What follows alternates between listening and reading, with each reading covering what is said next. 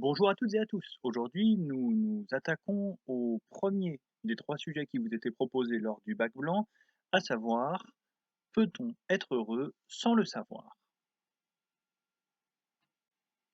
L'objectif de cette première séance sur un tel sujet sera de procéder à son analyse. Une analyse qui se veut globale avant d'être détaillée. C'est un point important parce que lorsqu'on commence ou qu'on fait trop vite l'analyse détaillée, on risque de se focaliser sur certains détails seulement de notre sujet, sur certains mots en particulier, et à partir de là, de ne parler que d'eux de manière très thématique, au lieu de s'intéresser aux problèmes qui existent dans l'énoncé et qui relèvent non pas de la présence de tel ou tel mot, mais de la relation que l'on doit préciser entre plusieurs concepts. Sur notre sujet, très clairement, on pourrait commettre l'erreur de vouloir trop vite s'intéresser de manière très précise à l'idée de bonheur, puisque elle semble à l'évidence être très importante quand on a affaire à un sujet qui s'intitule «Peut-on être heureux sans le savoir?». Mais si jamais on se précipite ainsi sur le terme de bonheur, sur l'adjectif heureux, alors, on va faire, une copie thématique dans laquelle on parlera du bonheur, dans laquelle on récitera éventuellement tout ce que l'on a appris en cours de philosophie, toutes les références que l'on a évoquées sur le bonheur et on passera à côté du problème. Or, la dissertation est bien faite pour que l'on se consacre à la résolution d'un problème, pas à l'évocation d'un thème. Donc pour échapper à ce piège de la copie thématique, le mieux est de commencer plutôt par une analyse globale, c'est-à-dire par une prise en compte de la totalité de l'énoncé afin de voir dans quelle direction il nous emmène. Et ainsi, on comprend mieux quel problème il comporte et on ne se perd pas dans des digressions qui peuvent certes rester sur le thème, mais ne pas concerner assez précisément le problème exact que l'on vous demande d'analyser. L'analyse globale dont je parle ici, elle peut consister par exemple à se demander à quel genre de sujet on a affaire. Quand on est un peu à l'aise avec l'exercice de la dissertation, quand on commence à avoir un petit peu d'entraînement parce que on a été amené, exercice après exercice à, travailler sur, différents types de sujets, on repère que, il y a des familles de sujets et que, ces familles, eh bien, elles nous orientent dans la manière dont on traitera, un énoncé en particulier. Parce qu'on sait assez vite que, tiens, là, on a affaire à telle catégorie de sujet et que sur ce genre de sujet, c'est plutôt telle chose qui nous est demandée. Par exemple, là, peut-on être heureux sans le savoir? On a un sujet qui, comme beaucoup dans son genre, est construit autour du terme «sans». Peut-on être heureux sans le savoir? L'idée, c'est donc, d'isoler une caractéristique et de voir si l'absence de cette caractéristique a des effets importants ou bien des effets seulement accessoires sur le concept que l'on va examiner. Alors le concept en l'occurrence, c'est celui de bonheur et la caractéristique qu'on isole et qu'on voudrait retrancher afin de voir si c'est une amputation sévère ou si cela relève de l'anecdotique, c'est l'idée de savoir. Donc on a un sujet qui est tout entier orienté vers cette réflexion sur la relation entre le bonheur et le savoir. Quel rôle le savoir joue-t-il dans le bonheur? Est-ce que c'est un rôle important au point que, si l'on enlève le savoir de notre équation, cela affecte assez profondément le bonheur? C'est un format qu'on retrouve assez régulièrement dans des tas de domaines qui font partie de notre programme. Par exemple, peut-on concevoir une société sans État? Ou peut-on être libre sans être responsable? Ou enfin, y a-t-il des peuples sans culture? Ces sujets, on peut les appréhender de deux manières. On peut d'abord considérer que ce sont des variantes de la question «qu'est-ce que?». En l'occurrence, qu'est-ce que le bonheur? Quelles sont les caractéristiques, quelles sont les propriétés qui sont tellement essentielles à la notion de bonheur qu'on doit forcément les inclure dans sa définition? Et là, on sera dans le travail analytique de la définition qui consiste à se dire, pour produire une bonne définition, Il faut y intégrer tous les ingrédients qui sont, absolument essentiels et ne pas mettre d'ingrédients qui ne conviendraient pas et ne pas oublier d'ingrédients qui s'avéreraient absolument indispensables. Donc, qu'est-ce que le bonheur? Quels sont les ingrédients qu'il faut qu'on y mette? Est-ce que, par exemple, le savoir, la conscience de l'état dans lequel on se trouve, sont des ingrédients, indispensables eux-mêmes? On peut aussi aborder le sujet comme s'il était non pas une variante de la question «Qu'est-ce que?», mais plutôt une variante de la question «Comment?». Comment être heureux? Quelles sont les conditions qu'il faut remplir, les conditions qu'il faut aligner pour que le résultat de cette préparation, ce soit le bonheur? Dans ce cas-là, bah, à nouveau, le savoir se présentera comme l'une de ces conditions. Il faut détenir du savoir, s'efforcer de détenir du savoir, s'efforcer de prendre conscience de son propre état afin de, pouvoir, arriver au bonheur. On peut remarquer que ces 2 interprétations, l'une qui, tire plutôt du côté du, «qu'est-ce que?» et l'autre du côté du «comment», nous renvoient à 2 manières, qu'on peut essayer de rendre compatibles et d'articuler, de concevoir le bonheur. Dans un cas, le cas du «qu'est-ce que?», on va plutôt concevoir, le bonheur comme un état et on va se demander quelles sont les composantes de cet état. Alors c'est la version un peu plus, statique de ce sujet. Et puis dans l'autre cas, qui se rapproche plutôt du, comment, on va plutôt considérer le bonheur comme un résultat, quelque chose qu'on n'a pas forcément présentement, mais vers lequel on tend. C'est la version plus dynamique et on va alors se demander quelles sont, les choses à faire au préalable afin, d'obtenir en fin de compte ce résultat.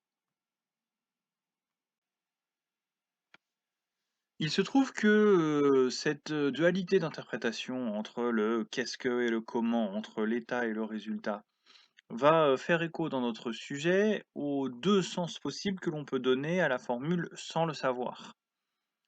D'un côté, on peut comprendre, et c'est ce que la plupart du temps les candidats de ce bac blanc ont fait, que la question est: «Peut-on être heureux sans le savoir?» C'est-à-dire, peut-on être heureux sans savoir qu'on est heureux, effectivement?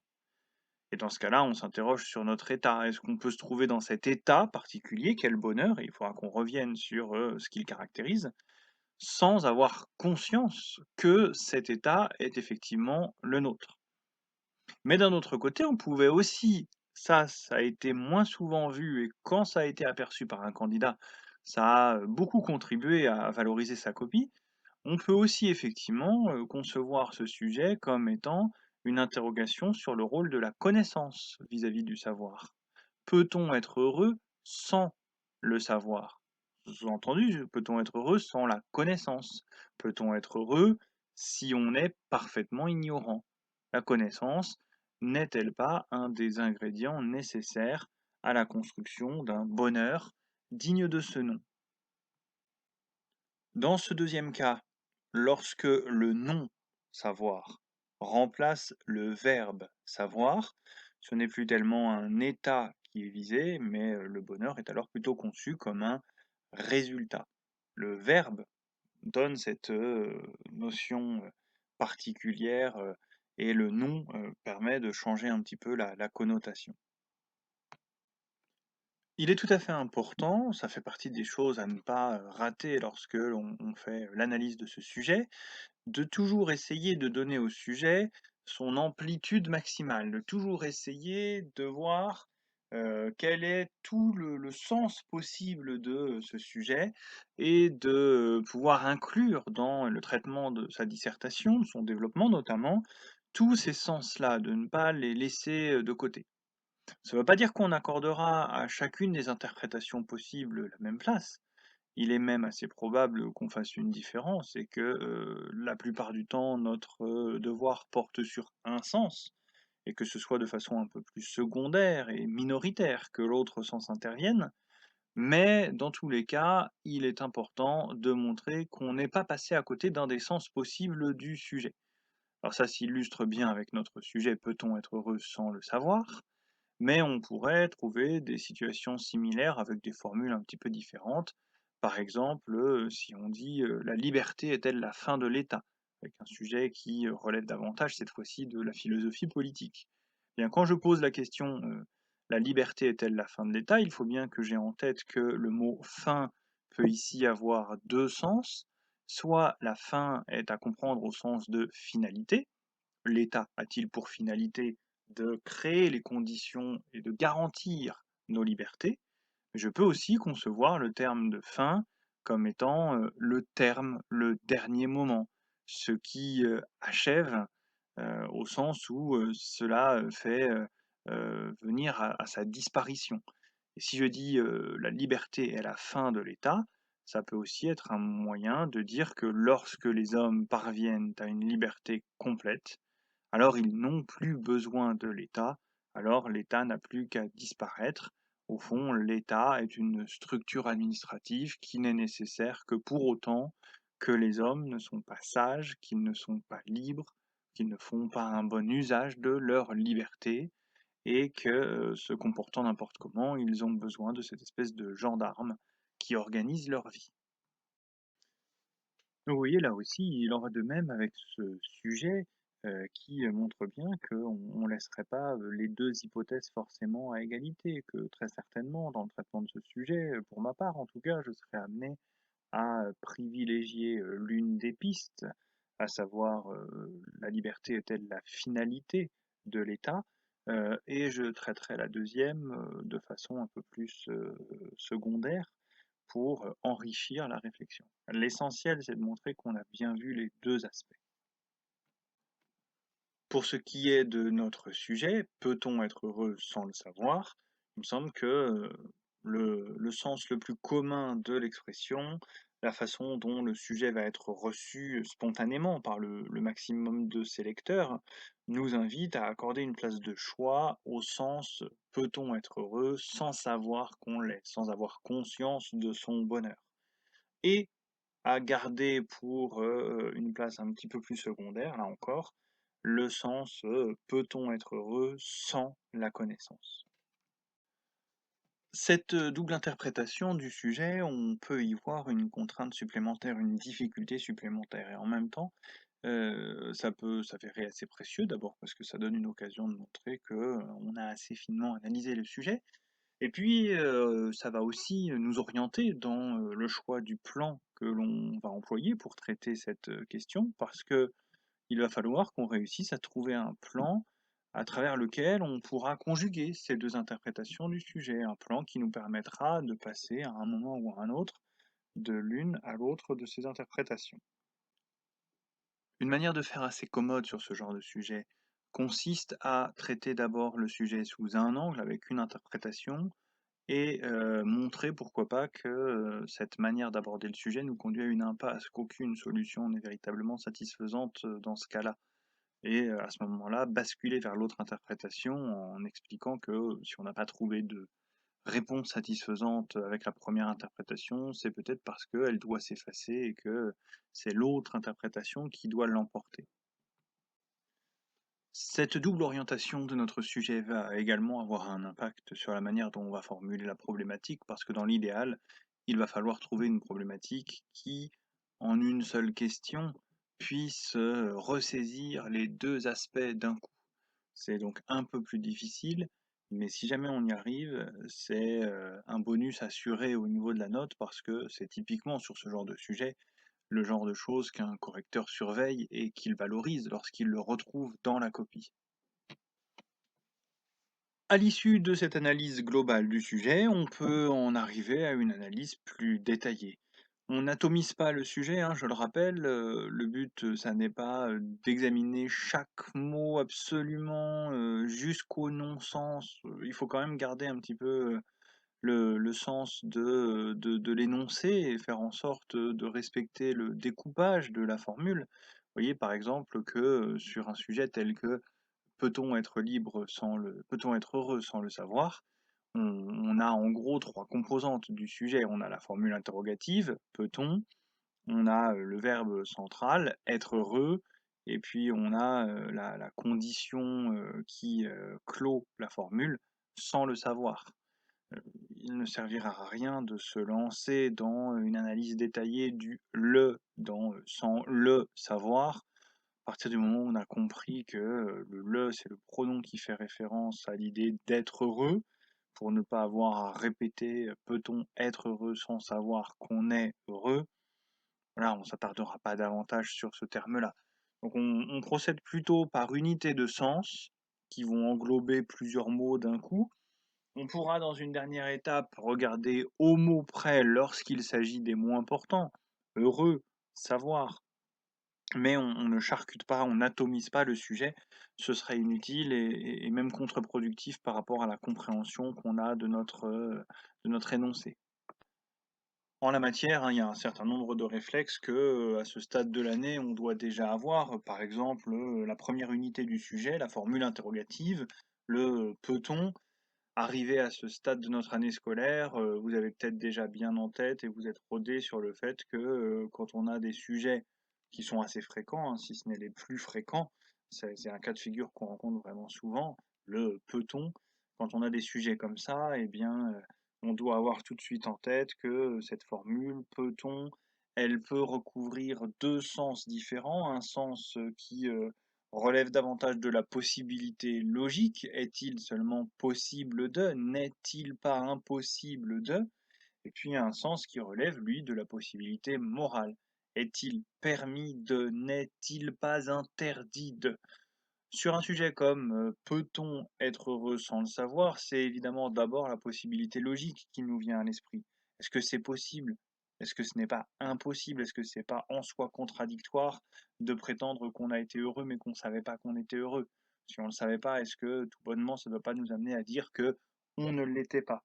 Donc ça, c'est quelque chose qui va figurer en bonne place dans notre analyse du sujet.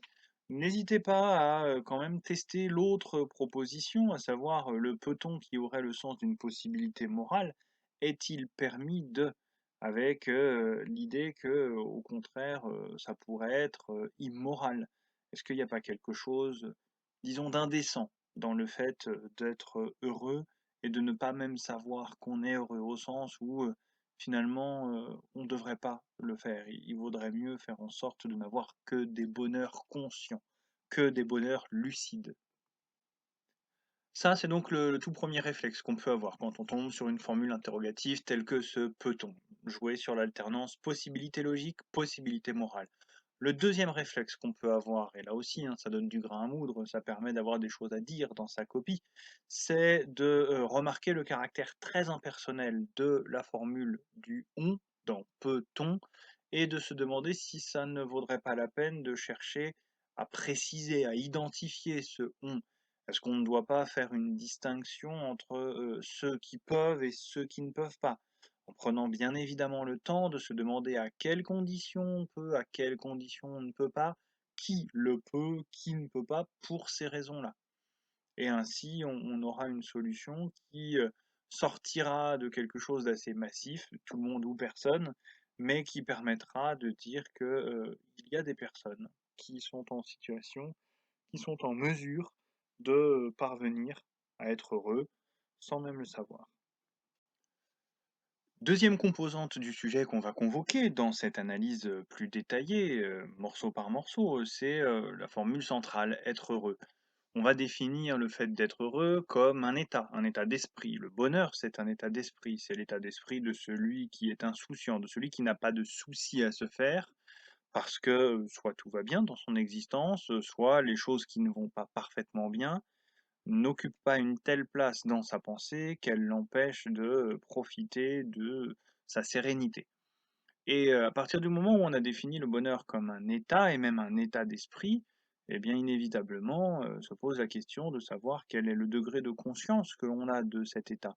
Parce qu'il y a des états dans lesquels nous nous trouvons sans que nous en ayons conscience. Par exemple, je peux être, passablement énervé par quelque chose et ne pas me rendre compte, de cet agacement ou de l'intensité en tout cas de cet agacement. Je peux, avoir un comportement, vis-à-vis de quelqu'un qui dépend des sentiments que j'ai pour cette personne, sentiments plaisants ou déplaisants, peu importe, et ne pas avoir clairement conscience du type de sentiment, de ressentiment que je nourris à son égard. Donc il y a un certain nombre d'états d'esprit, d'états psychologiques que nous pouvons éprouver, dans lesquels nous pouvons nous trouver et qui pour autant ne font pas l'objet d'une prise de conscience. Ces premières remarques sur la notion de bonheur, elles doivent nous amener à prendre conscience que, au fond, oui, le bonheur est un état, mais c'est encore un peu imprécis d'en parler comme simplement d'un état. Le bonheur, c'est aussi de l'ordre du ressenti. C'est pas simplement la façon, la manière d'être dans laquelle je me trouve. C'est aussi ce que j'éprouve à ce moment-là, parce que être heureux, c'est forcément ressentir quelque chose de particulier. C'est forcément avoir en partie, conscience de, ce que je ressens, de, la modification de ma manière d'être, à ce moment-là. Si jamais, quelqu'un venait me dire, «Tu te rappelles, il y a 1 an, tu étais dans cette situation-là et ben là, tu étais heureux», que je me rappelle de cette situation en me disant que non, je ressentais pas particulièrement de bonheur, je n'avais rien éprouvé à ce moment-là qui me ferait penser que j'étais heureux. Je me dirais que je suis quand même passé à côté de ça, alors j'ai pas été heureux, je n'ai rien ressenti, et ça ne peut pas exister, un bonheur qu'on ne ressent pas. Si on ne le ressent pas, bah, c'est pas du bonheur, tout simplement. On a donc une situation qui paraît, contradictoire, éprouver un certain état, ressentir le fait que nous sommes dans cet état, sans en avoir conscience. Ça a l'air proprement impossible et c'est pour ça que, spontanément, on serait plutôt orienté vers la réponse: «Non, on ne peut pas être heureux sans le savoir». Quand on est heureux, on le sait forcément et même d'une certaine manière, c'est le fait d'en prendre conscience, de pouvoir se faire la remarque à soi-même qui nous amène à déclencher cet état. À faire en sorte que, oui, nous soyons effectivement heureux. Pourtant, si on s'arrêtait là, il y aurait plus de problème. Il y aurait plus de problème parce qu'il y a une solution qui massivement, s'imposerait contre tout le reste et qui nous amènerait à dire que non, on ne peut pas être heureux sans le savoir. Si on nous pose un tel sujet, c'est bien que cette première réponse, elle doit se trouver contrariée par une autre. Contrariée au point qu'il devient un peu difficile de les départager et que l'une paraît aussi vraisemblable que l'autre. En tout cas, assez vraisemblable à certaines personnes pour qu'elles défendent, aussi bien le non que, le oui, quel que soit nous, ce qui nous paraît le plus évident. Et c'est vrai que de ce point de vue-là, quand on y réfléchit bien, il y a un certain nombre d'idées assez communes qui circulent, qui font partie de l'opinion commune, de cette espèce de, sagesse, proverbiale, pas toujours très fouillée, mais en tout cas, à laquelle on est confronté assez facilement, et qui nous dit par exemple que, le bonheur est quelque chose, qu'on ne réalise qu'une fois qu'on l'a perdu. C'est en entrant dans une période de malheur que, par contraste, on comprend que, la période qui vient de s'achever était une période heureuse et ça nous dit quelque chose. On a le sentiment que, ça peut faire écho à un certain nombre d'expériences que nous avons vécues nous-mêmes. Cette transparence du bonheur tant qu'on y est, qui fait qu'il faut en sortir pour pouvoir, pour qu'il se révèle à nos yeux.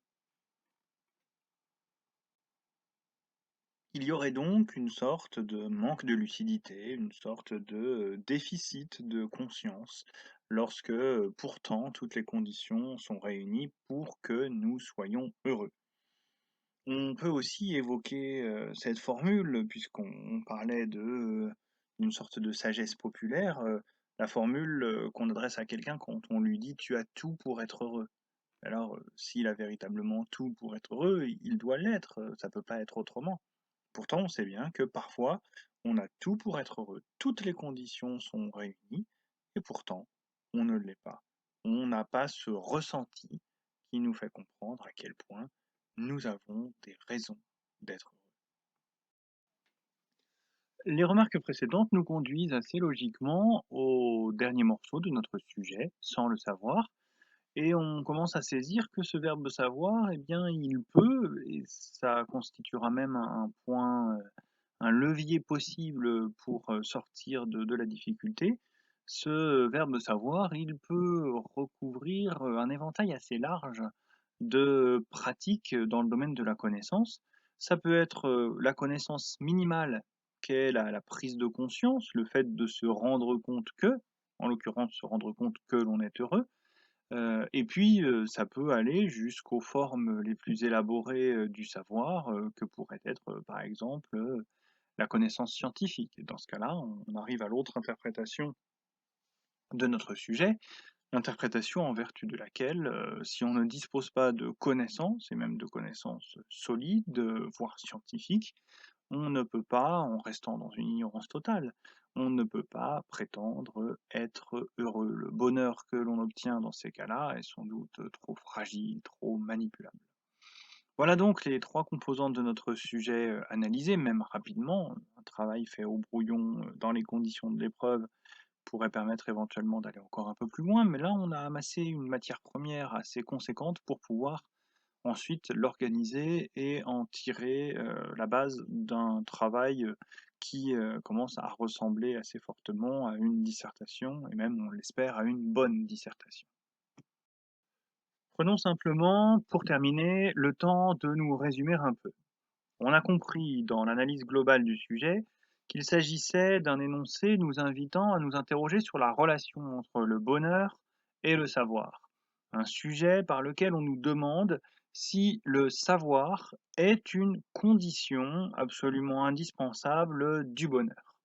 Est-ce que le savoir est si important dans le bonheur que sans lui, il n'y a pas de bonheur possible? Encore faut-il savoir de quel savoir on parle. Est-ce qu'il s'agit du savoir minimal qu'est, la simple prise de conscience? Ou est-ce qu'il s'agit d'un sens plus maximal du savoir qui représente la connaissance au plein sens du terme? Ça, c'est la suite de notre réflexion et c'est la manière dont on va organiser notre plan qui doit nous aider à, remettre tout ça un petit peu en ordre et à y voir plus clair vers une solution qui va se préciser peu à peu.